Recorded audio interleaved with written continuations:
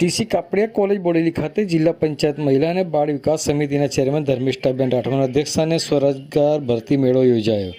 ગુજરાત મહિલા આર્થિક વિકાસ નિગમ લિમિટેડ અને જિલ્લા મહિલા અને બાળ અધિકારીશ્રીની કચેરી છોટાઉદેપુર દ્વારા ટીસી કાપડિયા કોલેજ બોડેલી ખાતે જિલ્લા પંચાયત મહિલા અને બાળ વિકાસ સમિતિના ચેરમેન ધર્મિષ્ઠાબેન રાઠવાના અધ્યક્ષસ્થાને મહિલા સ્વરોજગાર ભરતી મેળાનું આયોજન કરવામાં આવ્યું હતું।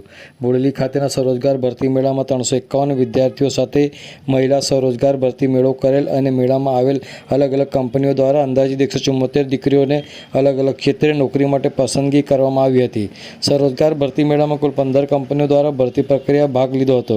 આ કાર્યક્રમમાં સુશ્રી હિનાબેન ચૌધરી મહિલા અને બાળ અધિકારી છોટાઉદેપુર દ્વારા પ્રાસંગિક ઉદ્બોધન કરવામાં આવ્યું હતું।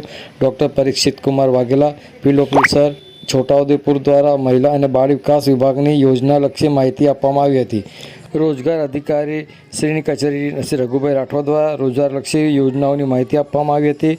સુશ્રી દક્ષાબેન ચૌધરી સુપરવાઇઝર ICDS દ્વારા મહિલા અને બાળ વિકાસ વિભાગની પોષણલક્ષી યોજનાઓની માહિતી આપવામાં આવી હતી।